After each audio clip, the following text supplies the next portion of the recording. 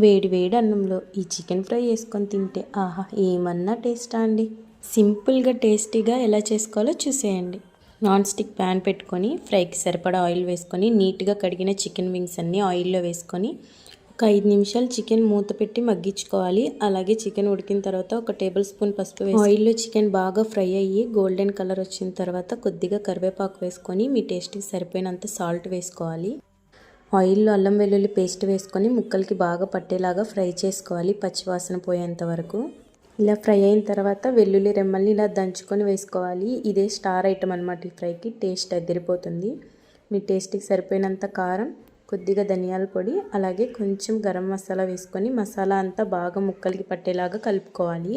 Chicken fry మీకు కూడా తినాలి అనిపిస్తే మన ఏఎస్ క్లౌడ్ కిచెన్లో ఆర్డర్ పెట్టుకోండి. స్క్రీన్ మీద కనిపిస్తున్న నెంబర్కి మెసేజ్ చేయండి. రెసిపీని ఎంజాయ్ చేయండి.